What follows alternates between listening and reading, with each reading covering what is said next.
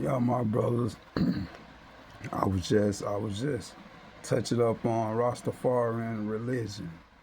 Yeah, Jah. Yeah, he say Jah. They believe in the one God, Jah. Going straight to him. They say they have the Trinity. Their Trinity is Emmanuel, no Prince Emmanuel. Haile Selassie is the Emperor of Ethiopia. Was the Emperor of Ethiopia, and Marcus Garvey. That is, they consider it as their Trinity. Then they have three sects. If I'm not mistaken, Buba Shante is one of their sects. And if I'm not mistaken, the 12 tribes of Israel is one of their sects. But the Rastafarian is originated for Judaism. So when you see a Rasta man, he's very spiritual. He's very spiritual, and he become one with the earth, not as just one with God. He become one with earth. He eat natural fruits. Some of the Rastas eat fish, but a lot of the other two tribes does not, and they stipulate they're vegetarians. So when you talk about Jah and Rasta, they they go hand in hand with like Jehovah Witness. They're almost similar, but not quite the same. They use the same words though. And another thing about Rastafarian, Haile Selassie was the emperor. He was believed to show the birthrights from Sheba and King Solomon, saying that he had the birthright. So when Mussolini attacked Emperor Haile Selassie, he fought the Italians off and kept the Italians from taking over Ethiopia. But in Ethiopia, you have a lot of spiritual spots. You have the Book of Enoch, Ethiopian Enoch. You have the Ethiopian Bible.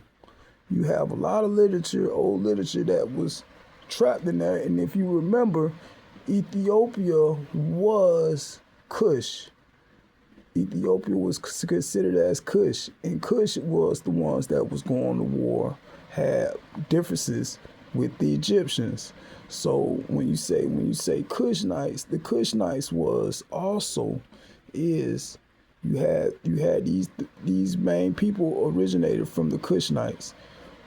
First, and I want to say you had Abraham slave girl, baby mama. Yeah, Hagar. Hagar was considered from going from Islam. Hagar is considered to be a Ethiopian princess that was given in the house of the Egyptians, and she became like a beauty, like a beauty, put powder whatever on people's face, and she ended up being Abraham baby mama. Then you have Queen Nefertiti. She's believed to be from the Kushnites also. And then another famous person that's in the Bible you can catch is Moses' wife. He ended up marrying a Nubian queen, a Cushite, also Ethiopian, also because his sister, if you remember, his sister got jealous and the brother got jealous, and God said, "Hey Moses, send him out the tent." You know what I'm saying? How could you dare talk to Moses? I seen Moses face to face. I seen Moses like a friend face to face. You know what I'm saying? I come to my prophets who I come to with the scripture, and I don't. So yeah, they was jealous of Moses, and then he had married a Cushite. But another thing, a Nubian, all of the same in that area. You know what I'm saying? So yeah, you have some real spiritual people coming from Ethiopia. So like Haile Selassie, and then you'll say Queen Sheba. But see, also, if he is the descendant from Queen Sheba, he can show the birthright. Queen Sheba was considered as being in Oman, and that's south of East, Middle East. That's south. That's south. You know what I'm saying?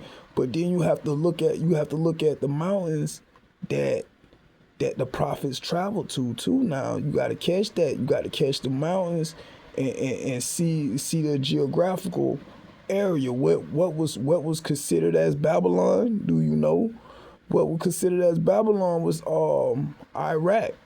You know what I'm saying? That was the same spot. Europe was the same spot where Prophet Abraham was from.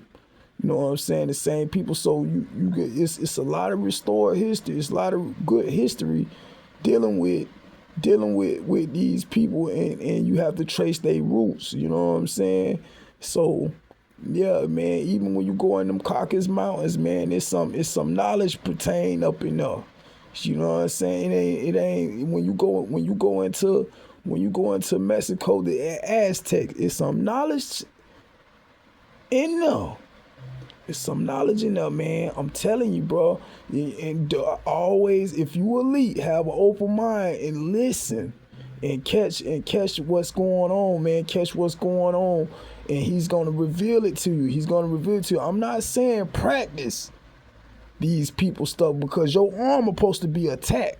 If your armor attack, you can walk right up in their room and shut it down. You know what I'm saying? You can shut it down. You ain't got to say a word. Your armor attack. But if you ain't got your armor ain't up to par, do not travel outside your vehicle. Stay in your vehicle. Do not travel outside your vehicle. And don't let your mind tell you can go do this and your soul ain't ready. Your spirit ain't ready, man. You know what I'm saying? So you gotta take baby steps, bro. You gotta eat the small meat, and then before you know it, you're gonna have a feast. You're gonna be sitting at the table with a feast. You know what I'm saying? So as he give you knowledge, wisdom, and understanding, he's gonna take you on a journey, bro, that you nobody can't handle but you. He gonna take you on a journey. When you go sit down with the grace and break bread, and you see all the different faces at the table, you're gonna say, praise be to the Most High. You know what I'm saying? Ain't no reason why I can't get to you. Ain't no fucking reason, bro. Ain't no reason, sis, why you can't get this knowledge and understanding. Ain't no reason why you ain't go in that room and shut that door and praise the Pop. Ain't no fucking reason, man. All he asking you to come in and talk to him. Trials and tribulations build character. Character build man. Praise be to the Most High.